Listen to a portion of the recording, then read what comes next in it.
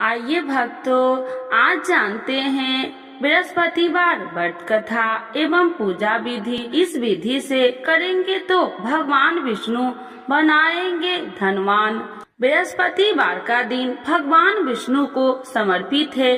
कहते हैं कि जो व्यक्ति हर गुरुवार भगवान विष्णु की पूजा करता है और गुरुवार की कथा सुनता है, गुरु बृहस्पति की और भगवान विष्णु की कृपा से उनकी सभी परेशानियां दूर हो जाती है। लेकिन गुरुवार की व्रत कथा और पूजा के कुछ नियम है जिनका बड़ी ही सावधानी से पालन करना चाहिए।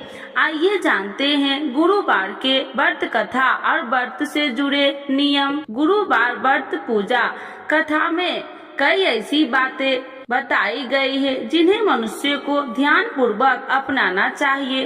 कहते हैं जो व्यक्ति श्रद्धा भाव से गुरुवार को भगवान विष्णु की पूजा करता है और गुरुवार व्रत की कथा कहता है और सुनता है, उसकी गरीबी और कष्ट को भगवान विष्णु दूर करते हैं। जीवन में सुख समृद्धि के लिए गुरुवार के दिन आप भी इस गुरुवार व्रत कथा को सुने या पढ़े। बृहस्पतिवार के दिन सूर्योदय से पहले ही उठे और नित्य क्रम से नियुक्त होकर पीले रंग के वस्त्र पहने, पूरे घर में गंगा जल छिड़के। इसके बाद पूजा घर में श्री हरि विष्णु की मूर्ति या चित्र स्थापित करे। फिर पीले रंग के गंध, पुष्प और अक्षत चढ़ाए। इसके बाद चना, गुड़ और मुनक्का चढ़ाकर विधि विधान से पूजन शुरू करे। मंत्र का जाप करे। मंत्र ओम नमो भगवते वासुदेवाय नमः। इस मंत्र का जाप करे। व्रत की कथा पढ़े। कथा पढ़ने के बाद केले के पेड़ में जल चढ़ाए। बृहस्पतिवार व्रत की कथा। तो एक बार बोलिए प्रेम से विष्णु भगवान की जय, लक्ष्मी माता की जय। मंत्र उच्चार के बाद बृहस्पतिवार व्रत की कथा पढ़े। यह इस प्रकार से है कि प्राचीन समय की बात है। भारत वर्ष में एक राजा राज्य करता था। वह बड़ा प्रतापी और दानी था। वह नित्य गरीबों और ब्राह्मणों की सेवा सहायता करता था। वह प्रतिदिन मंदिर में भगवान दर्शन करने जाता था, लेकिन यह उसकी रानी को अच्छा न लगता। न वह व्रत करती और न ही किसी को एक पैसा दान में देती। राजा को भी ऐसा करने से मना किया करती। एक समय की बात है कि राजा शिकार खेलने वन को चले गए। घर पर रानी और दासी थी। उस समय गुरु बृहस्पति साधु का रूप धारण कर राजा के दरवाजे पर भिक्षा मांगने आए। साधु ने रानी से भिक्षा मांगी तो वह कहने लगी, हे साधु महाराज, मैं इस दान और पुण्य से तंग आ गई हूँ। आप कोई ऐसा उपाय बताए जिससे यह सारा धन नष्ट हो जाए और मैं आराम से रह सकूं। साधु रूपी बृहस्पति देव ने कहा, हे देवी, तुम बड़ी विचित्र हो। संतान और धन से भी कोई दुखी होता है। अगर तुम्हारे पास अधिक धन है तो इसे शुभ कार्यों में लगाओ जिससे तुम्हारे दोनों लोक सुधरे। परंतु साधु की इन बातों से रानी खुश नहीं हुई। उसने कहा कि मुझे ऐसे धन की आवश्यकता नहीं जिसे मैं दान में दूं तथा जिसको संभालने में ही मेरा सारा समय नष्ट हो जाए। साधु ने कहा, यदि तुम्हारी ऐसी इच्छा है तो जैसे मैं तुम्हें बताता हूँ तुम वैसे ही करना। बृहस्पतिवार के दिन तुम घर को गोबर से लिपना, अपने केसे को पीली मिट्टी से धोना, केसे को धोते समय स्नान करना, राजा से हजामत बनाने को कहना, भोजन में मांस मदिरा खाना, कपड़ा धोबी के यहाँ धुलने डालना। इस प्रकार 7 बृहस्पतिवार करने से तुम्हारा समस्त धन नष्ट हो जाएगा। इतना कहकर साधु बने बृहस्पति देव अंतर ध्यान हो गए। साधु के कहे अनुसार करते हुए रानी को केवल 3 बृहस्पतिवार ही बीते थे कि उसकी समस्त धन संपत्ति नष्ट हो गई। भोजन के लिए परिवार तरसने लगा। एक दिन राजा रानी से बोला, हे रानी, तुम यहीं रहो, मैं दूसरे देश को जाता हूँ, क्योंकि यहाँ पर मुझे सभी जानते हैं, इसीलिए मैं कोई छोटा कार्य नहीं कर सकता। ऐसा कहकर राजा परदेश चला गया। वहाँ वह जंगल से लकड़ियाँ काट कर लाता और शहर में बेचता। इस तरह वह अपना जीवन व्यतीत करने लगा। इधर राजा के बिना रानी और दासी दुखी रहने लगी। एक समय जब रानी और दासियों को 7 दिन बिना भोजन के रहना पड़ा तो रानी ने अपनी दासी से कहा, हे दासी, पास ही के नगर में मेरी बहन रहती है, वह बड़ी धनवान है, तू उसके पास जा और कुछ ले आ, ताकि थोड़ा बहुत गुजर बसर हो जाए। दासी रानी की बहन के पास गई। उस दिन बृहस्पतिवार था। रानी की बहन उस समय बृहस्पतिवार की कथा सुन रही थी। दासी ने रानी की बहन को अपनी रानी का संदेश दिया, लेकिन रानी की बहन ने कोई उत्तर नहीं दिया। जब दासी को रानी की बहन से कोई उत्तर नहीं मिला तो वह बहुत दुखी हुई। उसे क्रोध भी आया। दासी ने वापस आकर रानी को सारी बात बता दी। सुनकर रानी ने अपने भाग्य को कोसा। उधर रानी की बहन ने सोचा कि मेरी बहन की दासी आई थी, परंतु मैं उससे नहीं बोली, इससे वह बहुत दुखी हुई होगी। कथा सुनकर और पूजन समाप्त कर वह अपनी बहन के घर गई और कहने लगी, हे बहन, मैं बृहस्पतिवार का व्रत कर रही थी, तुम्हारी दासी गई, परंतु जब तक कथा होती है तब तक न उठते हैं और न ही बोलते हैं, इसीलिए मैं नहीं बोली। कहो दासी क्यों गई थी? रानी बोली, बहन, हमारे घर अनाज नहीं था। ऐसा कहते कहते रानी की आंखें भर आई। उसने दासियों समेत भूखा रहने की बात भी अपनी बहन को बता दी। रानी की बहन बोली, बहन देखो, बृहस्पति देव भगवान सबकी मनोकामना पूर्ण करते हैं। देखो, शायद तुम्हारे घर में अनाज रखा हो। यह सुनकर दासी घर के अंदर गई तो वहाँ उसे एक घड़ा अनाज का भरा मिल गया। उसे बड़ी हैरानी हुई, क्योंकि उसे एक बर्तन देख लिया था। उसने बाहर आकर रानी को बताया। दासी रानी से कहने लगी, हे रानी, जब हमको भोजन नहीं मिलता तो हम व्रत ही तो करते थे, इसीलिए क्यों न इनसे व्रत और कथा की विधि पूछ ली जाए, हम भी व्रत किया करेंगे। दासी के कहने पर रानी ने अपनी बहन से बृहस्पतिवार व्रत के बारे में पूछा। उसकी बहन ने बताया, बृहस्पतिवार के व्रत में चने की दाल और मुनक्का से विष्णु भगवान का केले की जड़ में पूजन करे तथा दीपक जलाए, पीला भोजन करे तथा कथा सुने। इससे गुरु भगवान प्रसन्न होते हैं, मनोकामना पूर्ण करते हैं। व्रत और पूजन की विधि बताकर रानी की बहन अपने घर लौट आई। रानी और दासी दोनों में निश्चय किया कि बृहस्पति देव भगवान का पूजन जरूर करेंगे। 7 रोज बाद जब बृहस्पतिवार आया तो उन्होंने व्रत रखा। घुड़सार में जाकर चना और गुड़ बिन लाई तथा उसकी दाल से केले की जड़ तथा विष्णु भगवान का पूजन किया। अब पीला भोजन कहाँ से लाए? दोनों बड़ी दुखी हुई, परंतु उन्होंने व्रत किया था, इसीलिए बृहस्पति देव भगवान प्रसन्न थे। एक साधारण व्यक्ति के रूप में वे दोनों थालों में सुंदर पीला भोजन लेकर आए और दासी को देकर बोली, हे दासी, यह भोजन तुम्हारे लिए और तुम्हारी रानी के लिए है, इसे तुम दोनों ग्रहण करना। दासी भोजन पाकर बहुत प्रसन्न हुई। उसने रानी को सारी बात बताई। उसके बाद से वे प्रत्येक बृहस्पतिवार को गुरु भगवान का व्रत और पूजन करने लगी। बृहस्पति भगवान की कृपा से उनके पास धन हो गया, परंतु रानी फिर पहले की तरह आलस करने लगी। तब दासी बोली, देखो रानी, तुम पहले भी इसी प्रकार आलस करती थी, तुम्हें धन रखने में कष्ट होता था, इस कारण सभी धन नष्ट हो गया। अब गुरु भगवान की कृपा से धन मिला है तो फिर तुम्हें आलस होता है। बड़ी मुसीबतों के बाद हमने ये धन पाया है, इसीलिए हमें दान पुण्य करना चाहिए।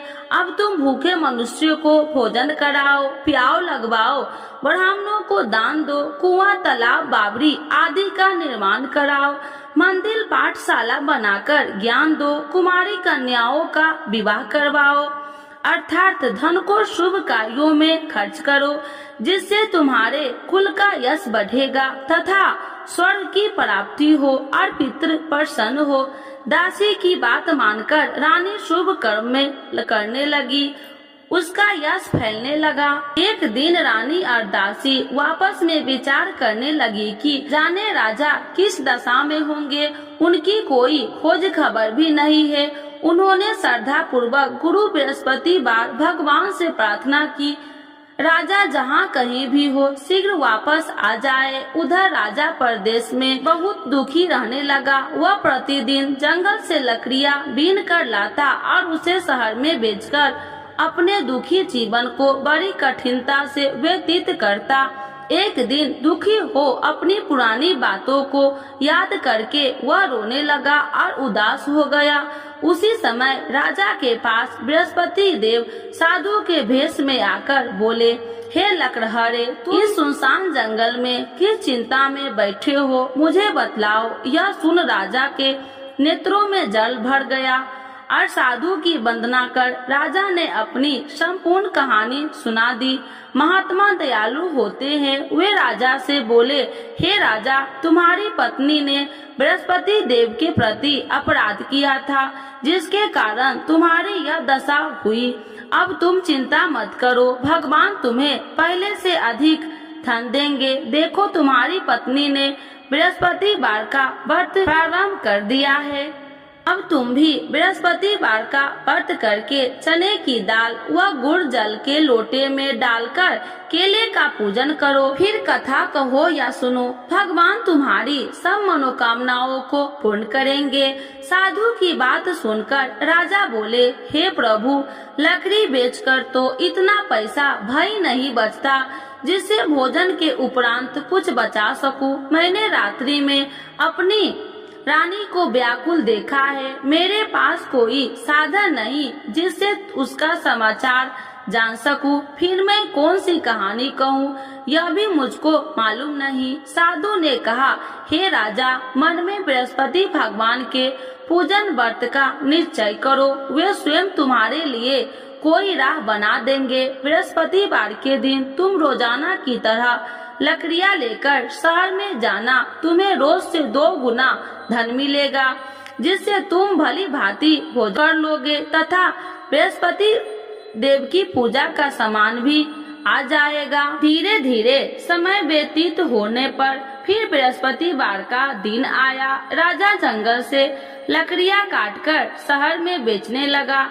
उसे उस दिन और 2 दिनों से अधिक धन मिला। राजा ने चना, गुड़ आदि लाकर बृहस्पतिवार का व्रत किया। उस दिन से उसके सभी कलेश दूर हुए। परंतु जब अगले गुरुवार का दिन आया तो वह बृहस्पतिवार का व्रत करना भूल गया। इस कारण बृहस्पति भगवान नाराज हो गए। उस दिन उस नगर के राजा ने विशाल यज्ञ का आयोजन किया था तथा अपने समस्त राज्यों में घोषणा करवा दी कि सभी मेरे यहाँ भोजन करने आवे, किसी के घर चूल्हा न जले। इस आज्ञा को जो न मानेगा उसको फांसी दे दी जाएगी। राजा की आज्ञा अनुसार राज्य के सभी वासी राजा के भोजन में सम्मिलित हुए, लेकिन लकड़हारा कुछ देर से पहुंचा, इसीलिए राजा को उसको अपने साथ महल में ले गए। जब राजा लकड़हारे को भोजन करा रहे थे तो रानी की दृष्टि उस खूंटी पर पड़ी जिस पर उसका हार लटका हुआ था। उसे हार खूंटी पर लटका दिखाई नहीं दिया। रानी को निश्चय हो गया कि मेरा हार इस लकड़हारे ने चुरा लिया है। उसी समय सैनिक बुलाकर उसको जेल में डलवा दिया। लकड़हारा जेल में विचार करने लगा कि जाने कौन से पूर्व जन्म के कर्म से मुझे यह दुख प्राप्त हुआ है, और जंगल में मिले साधु को याद करने लगा। तत्काल बृहस्पति देव साधु के रूप में प्रकट हो गए और कहने लगे, अरे मूर्ख, तूने बृहस्पति देवता की कथा नहीं की, इसी कारण तुझे यह दुख प्राप्त हुआ है। अब चिंता मत कर, बृहस्पतिवार के दिन जेल खाने के दरवाजे पर तुझे 4 पैसे पड़े मिलेंगे, उनसे तू बृहस्पतिवार की पूजा करना तो तेरे सभी कष्ट दूर हो जाएंगे। अगले बृहस्पतिवार उसे जेल के द्वार पर 4 पैसा मिले। राजा के पूजा का सामान मंगवाकर कथा कही और प्रसाद बांटा। उसी रात्रि में बृहस्पति देव ने उस नगर के राजा को स्वप्न में कहा, हे राजा, तूने जिस जेल में बंद किया है उसे कल छोड़ देना, वह निर्दोष है। राजा प्रातः काल उठा और खूंटी पर हार टंगा देकर लकड़हारे को बुलाकर क्षमा मांगी तथा राजा के योग्य सुंदर वस्त्र आभूषण भेंट कर उसे विदा किया। गुरुदेव की आज्ञा अनुसार राजा अपने नगर को चल दिया। राजा जब नगर के निकट पहुंचा तो उसे बड़ा ही आश्चर्य हुआ। नगर में पहले से अधिक बाग, तालाब और कुएं तथा बहुत सी धर्मशालाएं, मंदिर आदि बने हुए थे। राजा ने पूछा कि यह किसका बाग और धर्मशाला है। तब नगर के सब लोग कहने लगे कि यह सब रानी और दासी द्वारा बनवाए गए हैं। राजा को आश्चर्य हुआ और गुस्सा भी आया कि उसकी अनुपस्थिति में रानी के पास धन कहां से आया होगा। जब रानी ने यह खबर सुनी कि राजा आ रहे हैं तो उसने अपनी दासी से कहा, हे दासी, देख राजा हमको कितनी बुरी हालत में छोड़ के गए थे, वह हमारी ऐसी हालत देखकर लौट न जाए, इसीलिए तू दरवाजे पर खड़ी हो जा। रानी की आज्ञा अनुसार दासी दरवाजे पर खड़ी हो गई और जब राजा आए तो उन्हें अपने साथ महल में लिवा आई। तब राजा ने क्रोध करके अपनी तलवार निकाली और पूछने लगी, बताओ यह धन तुम्हें कैसे प्राप्त हुआ। तब रानी ने सारी कथा कह सुनाई। राजा ने निश्चय किया कि मैं रोजाना दिन में 3 बार कहानी कहा करूँगा और रोज व्रत किया करूँगा। अब हर समय राजा के दुपट्टे में चने की दाल बंधी रहती तथा दिन में 3 बार कथा कहता। एक रोज राजा ने विचार किया कि चलो अपनी बहन के यहाँ हो आऊं। इस तरह का निश्चय कर राजा घोड़े पर सवार हो अपनी बहन के यहाँ चल दिया। मार्ग में उसने देखा कि कुछ आदमी एक मुर्दे को लिए जा रहे हैं। उन्हें रोककर राजा कहने लगा, अरे भाइयों, मेरी बृहस्पतिवार की कथा सुन लो। वे बोले, लो हमारा तो आदमी मर गया है, इसको अपनी कथा की पड़ी है। परंतु कुछ आदमी बोले, अच्छा कहो, हम तुम्हारी कथा भी सुनेंगे। राजा ने दाल निकाली और कथा कहनी शुरू कर दी। जब कथा आदि हुई तो मुर्दा हिलने लगा और जब कथा समाप्त हुई तो राम राम कह के वह मुर्दा खड़ा हो गया। राजा आगे बढ़ा, उसे चलते चलते शाम हो गई। आगे मार्ग में उसे एक किसान खेत में हल चलाता मिला। राजा ने उसे कथा सुनने का आग्रह किया, लेकिन वह नहीं माना। राजा आगे चल पड़ा। राजा के हटते ही बैल पछाड़ खाकर गिर गए तथा किसान के पेट में बहुत जोर से दर्द होने लगी। उसी समय किसान की माँ रोटी लेकर आई। उसने जब देखा तो अपने पुत्र से सब हाल पूछा। बेटे ने सभी हाल बता दिया। बुढ़िया दौड़ी दौड़ी उस घुड़सवार के पास पहुंची और उसने बोली, मैं तेरी कथा सुनूंगी, तू अपनी कथा मेरे खेत पर ही चलकर कहना। राजा ने लौटकर बुढ़िया के खेत पर जाकर कथा कही, जिसके सुनते ही बैल खड़े हो गए तथा किसान के पेट का दर्द भी बंद हो गया। राजा अपनी बहन के घर पहुंच गया। बहन ने भाई को खूब मेहमानबाजी की। दूसरे रोज प्रातः काल राजा जागा तो वह देखने लगा कि सब लोग भोजन कर रहे हैं। राजा ने अपनी बहन से जब पूछा, ऐसा कोई मनुष्य नहीं है जिसने भोजन नहीं किया हो, जो मेरी बृहस्पतिवार की कथा सुन ले। बहन बोली, हे भैया, यह देश ऐसा ही है। यहाँ लोग पहले भोजन करते हैं, बाद में कोई अन्य काम करते हैं। फिर वह एक कुम्हार के घर गई जिसका लड़का बीमार था। उसे मालूम हुआ कि उसके यहाँ 3 दिन से किसी ने भोजन नहीं किया है। रानी ने अपने भाई की कथा सुनने के लिए कुम्हार से कहा। वह तैयार हो गया। राजा ने जाकर बृहस्पतिवार की कथा कही, जिसको सुनकर उसका लड़का ठीक हो गया। अब तो राजा को प्रशंसा होने लगी। एक दिन राजा ने अपनी बहन से कहा, हे बहन, अब मैं अपने घर जाऊंगा, तुम भी तैयार हो जाओ। राजा की बहन ने अपनी सास से अपने भाई के साथ जाने की आज्ञा मांगी। सास बोली, हाँ चली जा, मगर अपने लड़कों को मत ले जाना, क्योंकि तेरे भाई के कोई संतान नहीं है। बहन ने अपने भाई से कहा, हे भैया, मैं तो चलूंगी, मगर कोई बालक नहीं चलेगा। अपनी बहन को भी छोड़कर दुखी मन से राजा अपने नगर को लौट आया। राजा ने अपनी रानी से सारी कथा बताई और बिना भोजन किए वह सैया पर लेट गया। रानी बोली, हे प्रभु, बृहस्पति देव ने हमें सब कुछ दिए हैं, वे हमें संतान अवश्य देंगे। उसी रात बृहस्पति देव ने राजा को स्वप्न में कहा, हे राजा, उठ, सभी सोच त्याग दे, तेरी रानी गर्भवती है।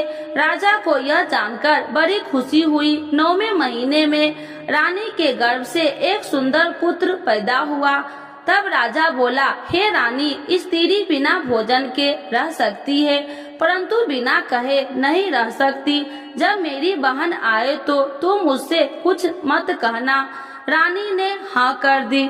जब राजा की बहन ने यह शुभ समाचार सुना तो वह बहुत खुशी हुई तथा बधाई लेकर अपने भाई के यहाँ आई। रानी ने तब उसे आने का उलाहना दिया।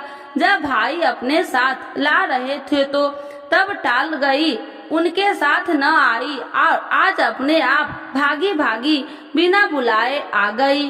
तो राजा की बहन बोली, भाई, मैं इस प्रकार न कहती तो तुम्हारे घर औलाद कैसे होती। बृहस्पति देव सभी मनोकामनाएं पूर्ण करते हैं। जो श्रद्धा भाव पूर्वक बृहस्पतिवार का व्रत करता है एवं कथा पढ़ता है अथवा सुनता है और दूसरों को सुनाता है, बृहस्पति देव उसकी सभी मनोकामनाएं पूर्ण करते हैं, उनकी सदैव रक्षा करते हैं। जो संसार में सद्भावना से गुरुदेव का पूजन एवं व्रत सच्चे हृदय से करते हैं, उनकी सभी मनोकामनाएं वैसे ही पूर्ण होती है जैसे सच्ची भावना से रानी और राजा ने बृहस्पति देव की कथा का गुणगान किया तो उनकी सभी इच्छाएं बृहस्पति देव जी ने पूर्ण की।